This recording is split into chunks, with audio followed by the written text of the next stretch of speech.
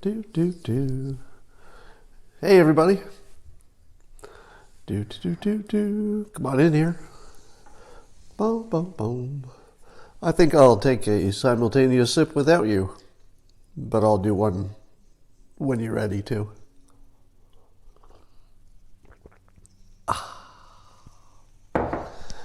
All right. Get your beverage? Yes. I've been working since 5 a.m., actually. The opposite of sleeping in. Those of you here early, take a sip. Because I'm late, I put on my TV shirt for you. Thought I'd dress up a little bit, make this a little bit of a sort of a special Periscope. So, I've got a few topics here. I was watching, I think it was the editor for The Hill, say that he was speculating, and again, this is without the benefit of evidence, but he was speculating that all of this Russia stuff would eventually tie back to Hillary Clinton, or the Clinton campaign specifically. And my first thought about that was, well, that's not going to happen. I mean, it's not going to be true that everything about Russia, it all ties back to Hillary Clinton. But just for fun, let's play with that hypothesis. Now, the context that most of you know, especially if you read my book, Win Bigly, is that I don't believe we people, we humans, we Homo sapiens, I don't believe we see reality the way it actually is in some objective sense. I think we're all running different movies in our heads, and we keep those movies going until the evidence just makes it impossible for us to keep our movie alive, and then we call for a rewrite. So I'm going to suggest that the filter on reality that says that Hillary Clinton is behind everything may not be true, and in fact I have no reason to think it's true, but watch how well it fits the evidence. And the lesson here is not that Hillary Clinton is behind everything, because I don't think that's true, but watch how easily I can make the case. And I'm going to pick just one element that I believe the editor for The Hill, I wish I could remember his name, didn't even mention. So this is on top of the fact that he thinks this Russia stuff will end up tying back to the Clinton campaign. Now keep in mind that there's some connection between the dossier, which was paid for by the Clinton campaign, that's one connection, and then there seems to be some, Sidney Blumenthal connection. He may have provided information, to which I say, well, maybe. That would be two Clinton connections. Then there's the question of a British retired agent, and correct me if I'm wrong, but I think the Clintons probably have really good connections in all levels of government and probably even the intelligence services of Great Britain.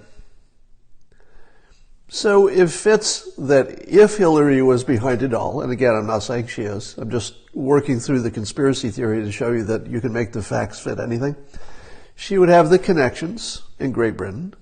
Great Britain would have the same motive, which is they think, oh my God, we don't want Trump to get elected.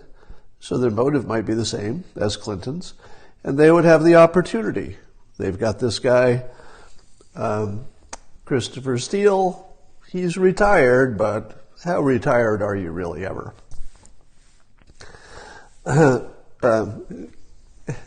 People telling me I sound naive. I haven't even gotten to the naive part. Just stay tuned, it gets worse.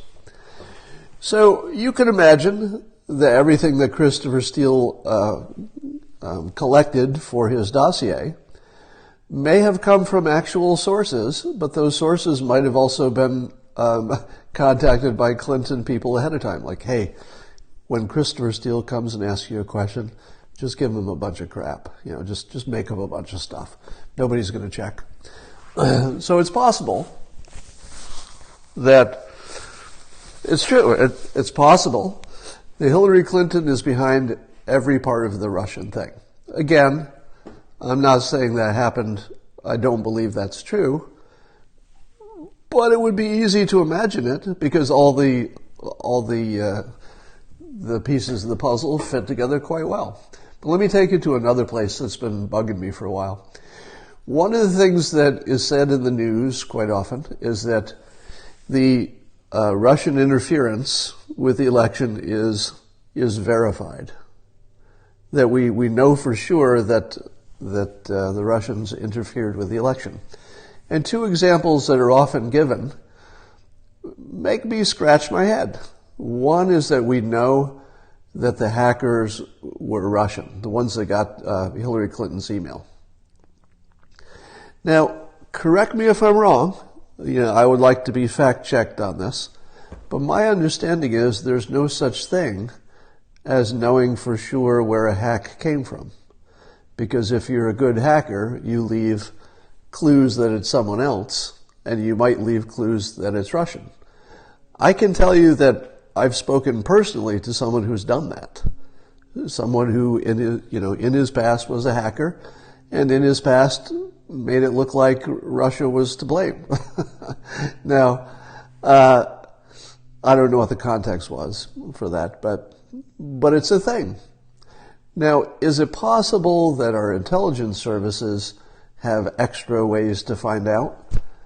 I'm skeptical because they haven't said that. Nobody has said, I haven't heard anybody say, well, in the normal world, even the top experts can't figure out where a hack came from for sure, but in our secret NSA Homeland Security way, we can. Nobody has said that. It might be true. Maybe they can. But nobody said that. The other thing you hear is that 17 intelligence agencies are all agree that Russia was behind stuff. And here I would appeal to anyone who is over, let's say, the age of 30 and has worked at any kind of a large business. If you're over 30, meaning you have some experience, and you've ever worked for a large organization of any kind, you know that it's not true that 17 agencies agreed. You know that's not true. You know that's not true.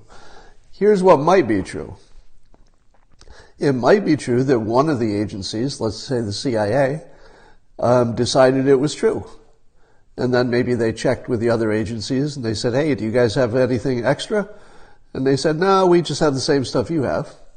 What do you think? And the CIA says, well, we think Russia did it. Do you have any reason to disagree with that? No. Do you agree with our assessment? Well, we're not going to look at it in detail because you've done the work. We haven't. But if you say it's true, we're not going to disagree with you. So count us in. In all likelihood, one entity studied this. And the other 16 said, yeah, we trust the CIA. They're using the methods we understand. Of course it's true. Why wouldn't it be true? We totally back it. And then suddenly it turns into 17 agencies independently came to the same conclusion. That didn't happen. There's almost no chance that happened. Moreover, what we've seen from the FBI, Department of Justice, any large organization, is that when you say one organization came to a conclusion, let's be real. What we mean is that whoever the boss was came to a conclusion. Right? Because you don't hear about the dissenting voices in the CIA. At least I hope you don't. We shouldn't be hearing from them. We should only hear what the boss told them is their CIA opinion. So probably when people are saying there are 17 agencies that all looked into it and came to the same conclusion about Russia, I don't know this to be true, but if the CIA and intelligence agencies are like every other big organization in the world, and why wouldn't they be, at least in this particular way, probably there were just a few people in one organization that had the right information, and probably just one person is the one who said, all right, here is our opinion. Probably just one person. Probably one person appointed by, Obama, maybe a Clinton ally. Could be. All right, but I'm not even getting to my point yet. The thing that's been bothering me the most is this Russian troll farm. Now, if you know the story, there's a firm in Russia that is funded, it's a startup-ish kind of firm, that was funded by an oligarch who has ties to Putin. Now, the first thing you need to know is that if you're an oligarch in Russia, you have ties to Putin. Probably all the oligarchs have ties to Putin. Otherwise, what kind of oligarch are you? Secondly, who do we think funds all the startups in Russia? It's not poor people. Probably oligarchs are doing a lot of the funding for lots of different startups. So when you say there's a troll farm and some of their money came from a Russian oligarch, maybe you're just saying it's a startup. Because my guess is any largish, operating startup probably has some money from an oligarch who probably has a connection to Putin, because that's what oligarchs do. So, but here's the part that's bothering me about this troll farm. Their budget apparently was only $100,000. And we are to believe that the government of Russia was playing this massive, spy chess game using this entity, and that their budget was only $100,000 to affect the United States elections, their advertising budget. And then, of course, it took us a long time, but we finally saw the actual ads that they put out. And the ads are terrible. They look like a high school project. There's no spycraft at all in them. It looks like a company that's just not very good at being a troll. Now, some of them apparently did get people like Black Lives Matter and stuff to organize, and those were more hoaxish, but I don't think they had much impact on the election. And they certainly weren't good for Trump, because if a Russian troll farm got Black Lives Matter to organize in a way that they wouldn't have otherwise, in other words, to do more stuff, that's not good for President Trump. That's bad for him. So that part doesn't make sense. Why would you hire the troll farm to do things for the president that are clearly bad for the president? Does the troll farm not even know what side they're on? So it seems to me far more likely that this troll farm was working on a private contract. You see where I'm going with this? The troll farm might have gotten its instructions from Putin, but if they did, Putin's going to be really mad at them for doing such a bad job. I mean, a really bad job. They got caught. That's as bad as you can get. That's not even trying. Doesn't it seem to you slightly more likely? Again, I'm not saying this is true. We're in conspiracy theory speculation here. If you missed the first part, I'm just showing you how any theory can fit the facts. And so I'm force-fitting the facts into this theory. Wouldn't it make more sense that somebody associated with the Clinton campaign funded that troll farm so that later they could say, hey, look at this connection to the, to the campaign? So it's not impossible that the Clinton campaign was behind every bit of the Russia stuff. Like every little story could be. I'm not going to make that claim, but I haven't seen anything that would rule it out yet.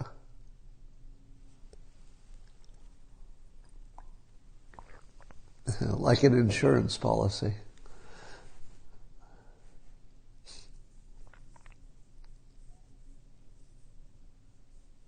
If you can't answer who is behind Hillary, then you have no point. Well, Hillary is behind Hillary, and she has lots of supporters in lots of places, and those supporters have money, and they can do things independently with no paper trail that could be for the benefit of the boss. Not saying it happened, because that would be crazy. I'm just saying there are a lot of speculative theories that could fit the facts we're seeing.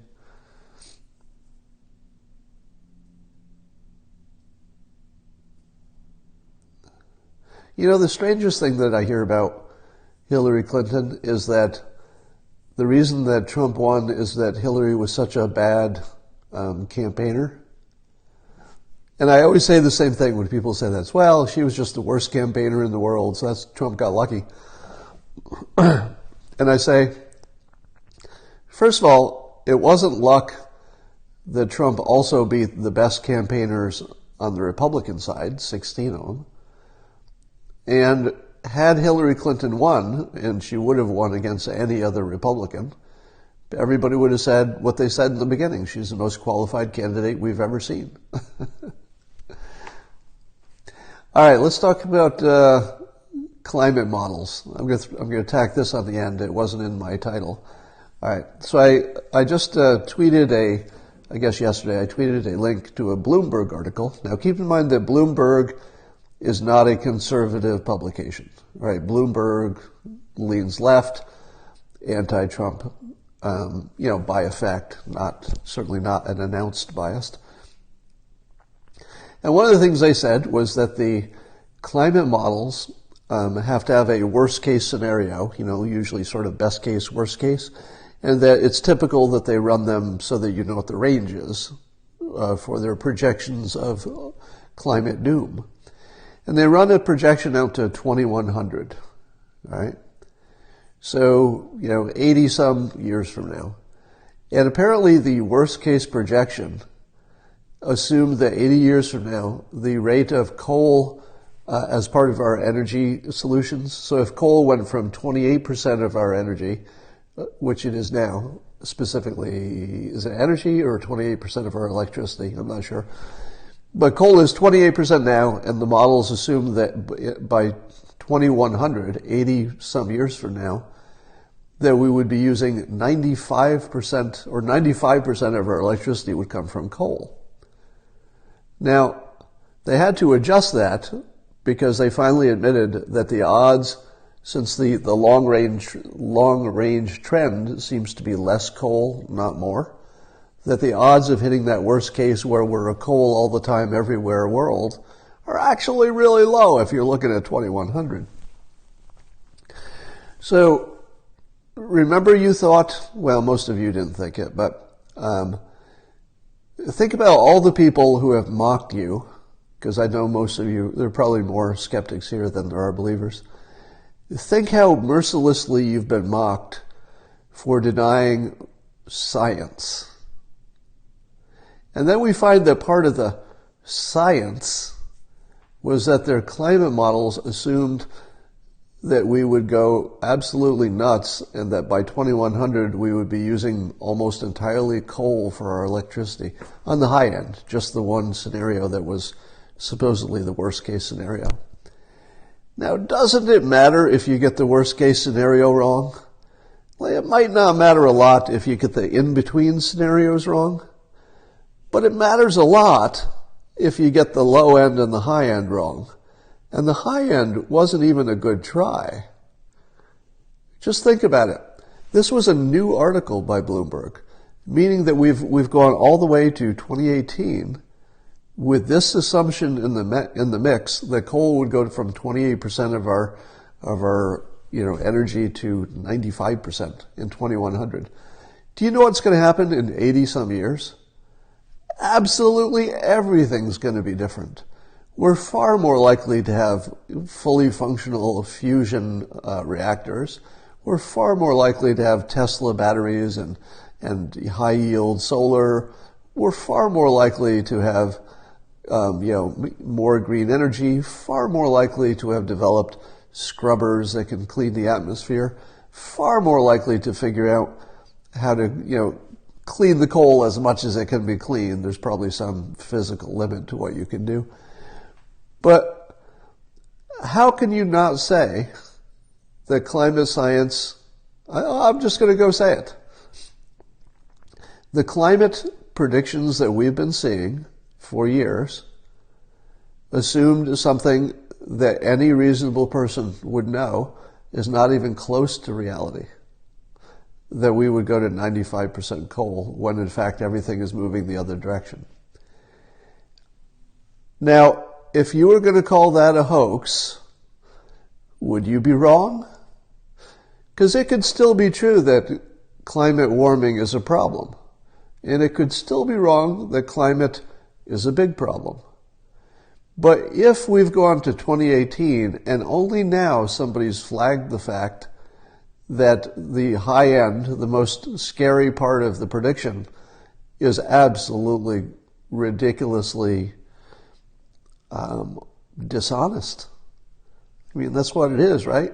When you say worst case scenario, all right, let me give you some context. I used to make a lot of financial predictions for my work. So I would do budget predictions, financial predictions for different projects. And you always had to do a worst case scenario. If I had walked into my boss with a worst case scenario that looked like, oh yeah, in 2100 we're going to be using pretty much all coal, my boss would have fired me. That's not reasonable. That's not a reasonable worst case scenario. So I'm going to declare that based on that one thing alone, that it is fair to call the climate models, at least the models, a hoax. Somebody said what you're saying is not true. I'm open to be fact checked. I'll wait a moment and put your, you should be able to fit your objection into one sentence probably. So is there somebody who's disagreeing that the worst case scenario is 95% coal use when it's only 28% now and probably will go down? So who has an objection to that based on facts?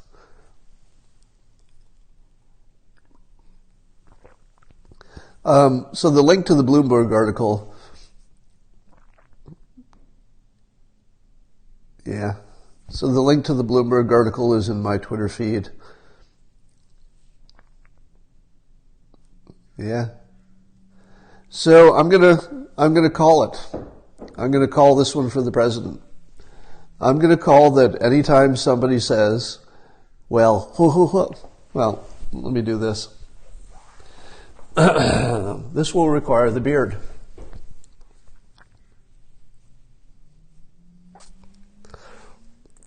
President Trump, he said climate science is a hoax, and yet 97% of scientists who study climate disagree. Is he anti-science? Is he anti-science? Huh? Is he anti-science? Now I give you the response. Well, Eric, I've decided his name is Eric. I don't know if you like that, but he seems like his name would be Eric. Well, Eric, did you know that the climate models, the worst case scenario, assumed that coal usage would go from 28% to 95% in 2100? And that there's no possible way that makes sense in any world, and therefore, in all likelihood, we've been misled about how bad climate science could be, because the worst case scenario is the one that people focus on, and it's completely fraudulent. What do you say to that, Eric?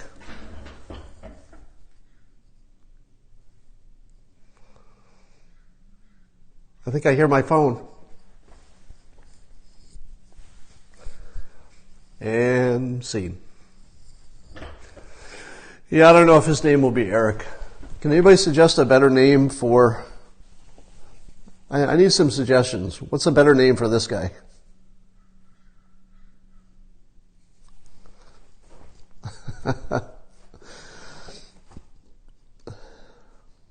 George, no.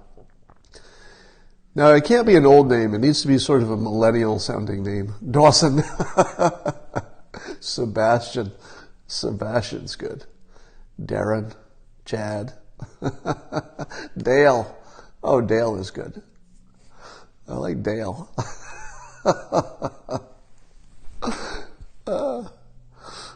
So far the funniest one is Dale. Or Josh. Oh, might be Josh. Kale. All right, so that's enough guessing. All right, everybody. I'm going to go do something else. I hope you all saw the redacted memo. If you haven't seen it, go to my Twitter feed. You can see the first page. Chauncey. I think Dale is the funniest one. I don't think you can beat Dale. All right. I'm going to think about it a little bit, but I think Gaylord. I think Dale is going to be the winner. All right, I'll talk to you guys later.